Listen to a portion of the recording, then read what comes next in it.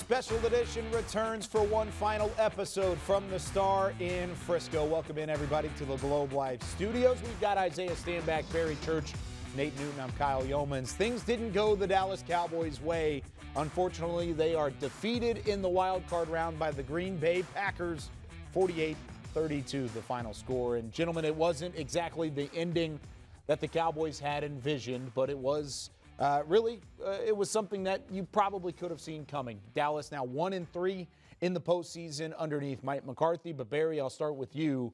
What was the most disappointing aspect of the loss to Green Bay? To me, there's a lot of things that you can point at as far as disappointments. But to me, I got to go with Dak Prescott on this one. For the most part, all season long, we've seen this guy take care of the football, go out there and be productive offensively. But we've seen all of that revert back to the Dak we saw last year when it got to the playoffs, throwing interceptions, back-to-back interceptions out there. And they were bad throws, throws that a quarterback of his level should not be making out there. So to me, the most disappointing part was the play of Dak Prescott.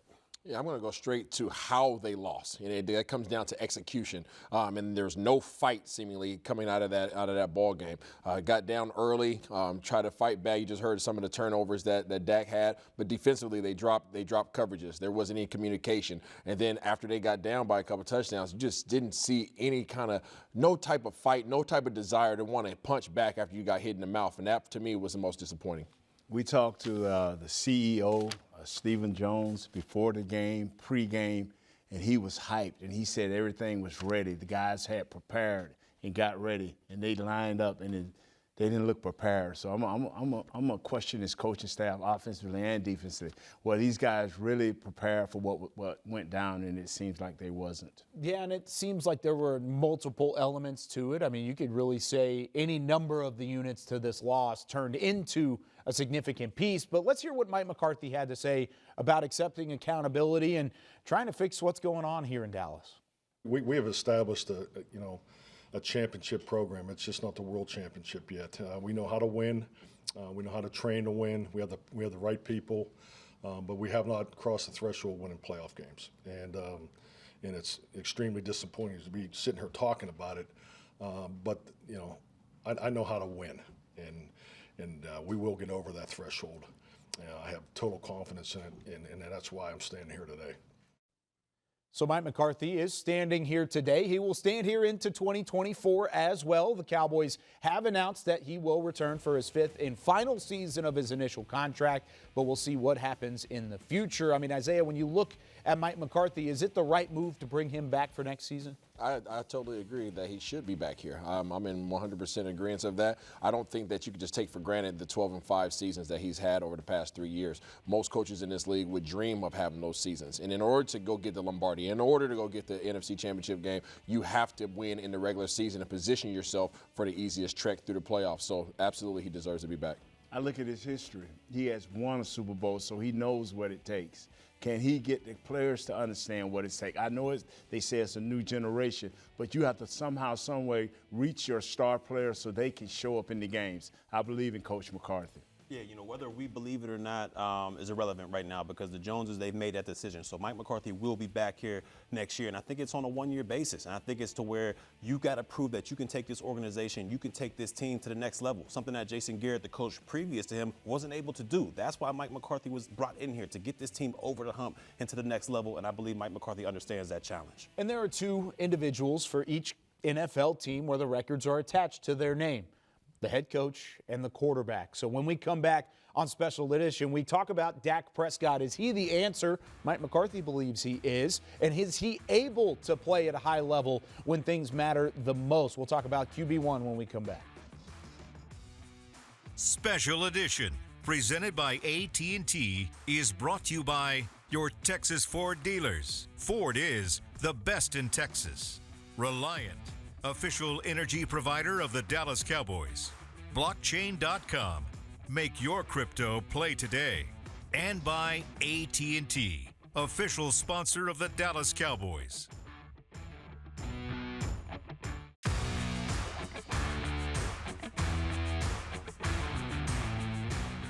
This segment is brought to you by the NFL Fan of the Year, presented by Captain Morgan. Really, I believe in Dak Prescott. I think he's clearly the answer. He's part of the solution moving forward. And I think, as difficult as this time is right now, when we can, work through this emotional, period that we're in, we'll continue to build off of, what he brings to the table. There's a lot of trust still inside these walls for Dak Prescott, but the record speaks for itself. The playoffs have not been kind to QB1 in Dallas. The completion percentage, the interceptions are high, but the number one thing is you got to win in the playoffs, and Dak Prescott is 2-5 now in the postseason. Welcome back into Special Edition. Isaiah, former quarterback, I'm going to start with you. Is there just a different level of mentality that it takes to win in the playoffs? I just think your approach has to be different. You can't go into the playoffs with the same approach that you've taken to the regular season. And I can't speak to what he's experiencing in those meeting rooms, but I do know, after having played in the league and played with some really good quarterbacks and been one myself, that you have to address it differently. The film study, the preparation, the understanding, the mechanics, the self-analyzation, self-scouting, all those things have to go to a whole nother level because of the fact that the playoffs, there's a different level of competition. And that's where you make your money, and you're seeing the numbers there. $59.4 million cap hit going into next season if you don't restructure. Barry, are you in favor of extending and restructuring? Because that might be the only way you, one, avoid the $59 million cap hit, and two, you can lock him up for the future. Yeah, to me, that's the only, option going forward, because you don't want to go in there with the $60 million cap hit, because you're not going to be able to bring other players to make this team better in that situation. To me, you've got to lower that cap hit, and the only way to do that, to me, is to extend this guy, because you don't want to let him go, and then you hit that dead cap money. That's just not going to be good for your team. So to me, the only way going forward is to extend Dak Prescott. I agree with you 100%. But Isaiah, I agree 100% with you because you have to find a way. The quarterback cannot be a part of the equation while you lose playoff games. Coach McCarthy, you got to find what makes this guy tick and exploit it. Yeah, no, you're absolutely correct, Nate, in the sense that you don't want to be the statistic. You don't want to be the reason that played a part in terms of why your team lost. And I think if you're going to have a vote of confidence with the salary hit that he's having, you have to show that impact and you have to show that worth every single time that your team is under high scrutinization and a high-profile situation, and that includes the playoffs. Do you guys really believe that Dak can get to that level, Nate? Whenever you look at him as a player, he had a great regular season, but if he can't win in the playoffs. He's being judged by two things.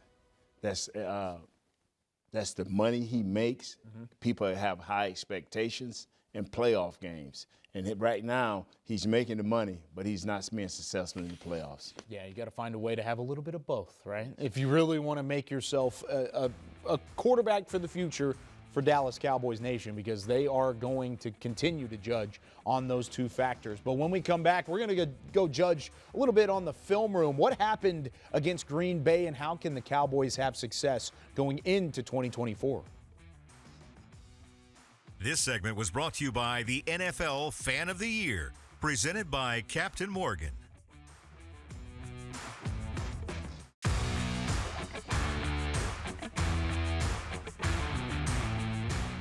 This segment is brought to you by your Texas Ford dealers. Ford is the best in Texas. Okay, so this might not be the favorite film segment of all time, but it is one that is necessary for the Dallas Cowboys. It's time to dive into what went wrong in the wild card round and take a look at the All-22 with Isaiah Stanback. I'm Kyle Yeomans. Glad you're with us. You got to learn from it. That's the number one thing. You can't just run it back and expect things to be the same.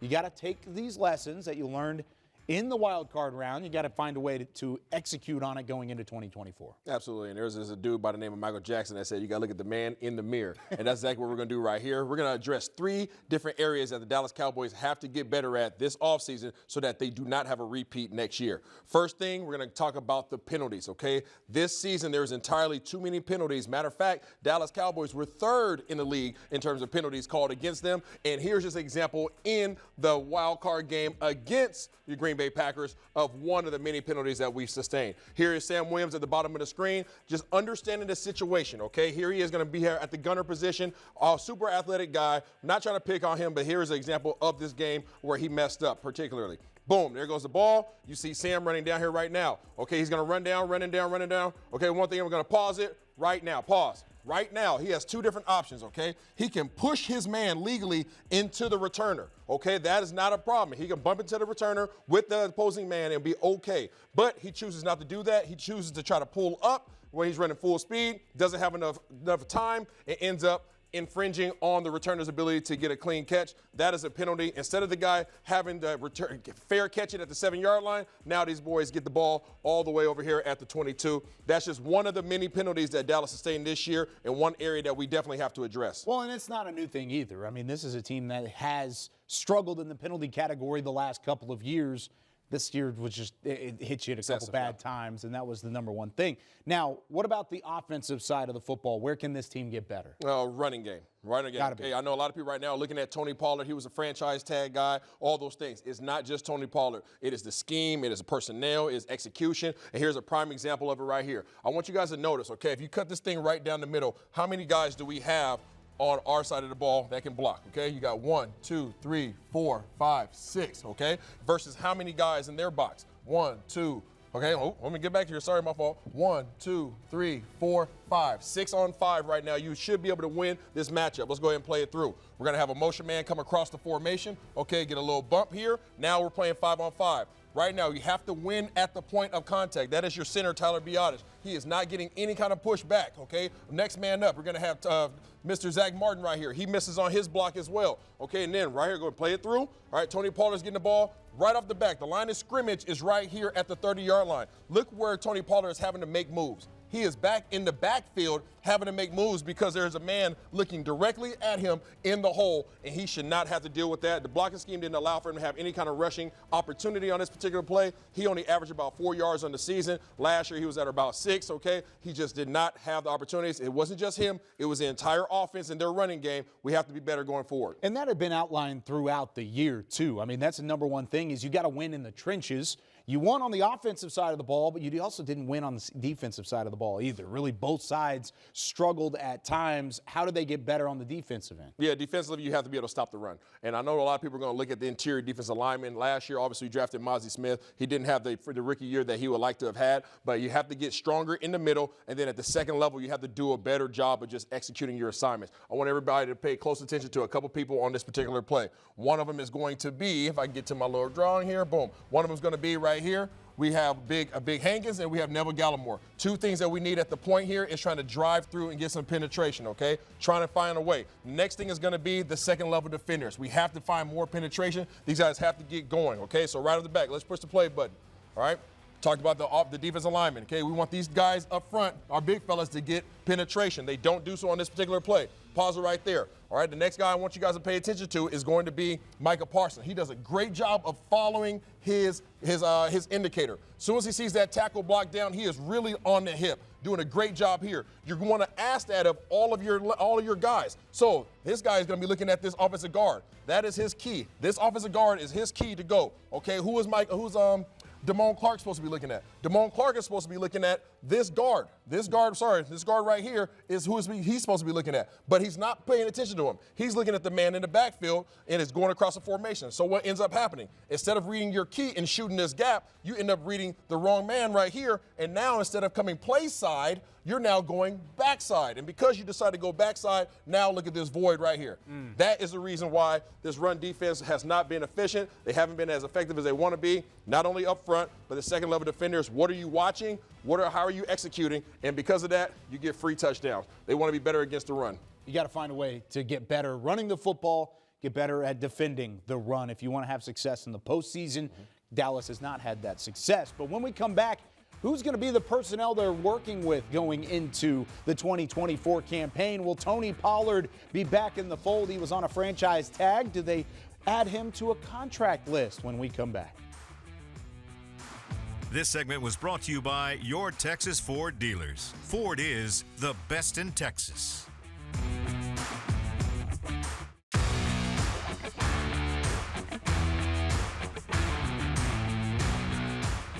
Welcome back into Special Edition. Isaiah Stanback, Barry Church, Nate Newton. I'm Kyle Yeomans. Let's take a look at the offensive free agents that the Cowboys have going into the 2024 offseason. There is plenty of work to be done because there are some big names on offense. So You have a decision to make at the running back position. Tony Pollard, Rico Dowdle. The other names on the list are doable back and forth. Tyron Smith was an all-pro, second team this year at the offensive tackle spot, but he's starting to get up there in age. And I think the most polarizing one would be Tyler Biadasz. He made a Pro Bowl last year, but he's been a considerable up and down piece of that offense moving forward. Nate, where would you start if you had to put a priority on a certain player? I'm getting Tony Pollard back. I like who he is and what he does. And then I would tell Tyron Smith, you are our swing tackle. How can we find a way to do that? Yeah, I'm with you on the Tyron Smith. I'm definitely trying to bring him back, but with that same type of practice schedule he's had throughout this season. Because once we realized that he doesn't need to practice during the week, maybe once or twice here and there, he played at an all-pro level, and he's the anchor of your offensive line there. So I would definitely figure out a way to try to bring Tyron Smith back. Yeah, there's nobody on that list, honestly, to me, that has to come back.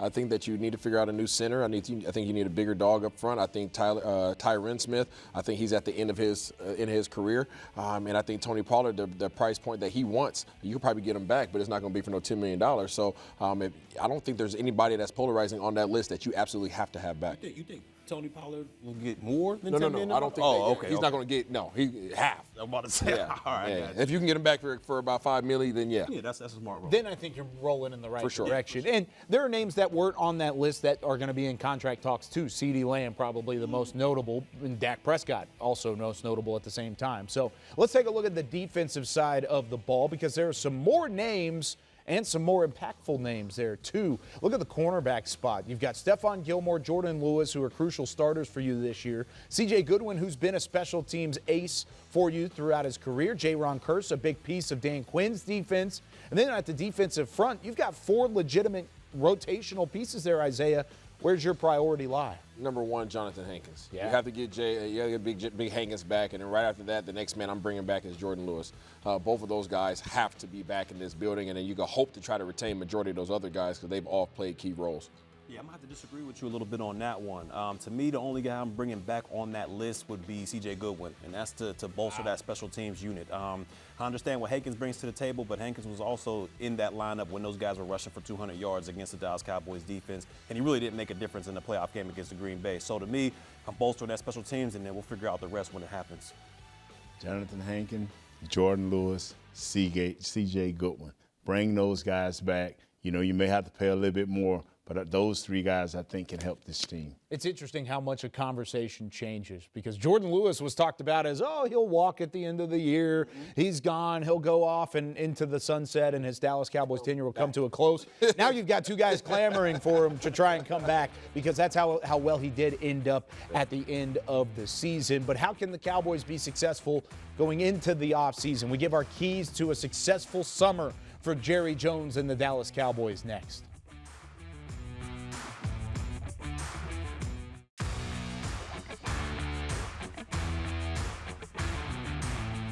Special Edition, presented by AT&T, was brought to you by your Texas Ford dealers. Ford is the best in Texas.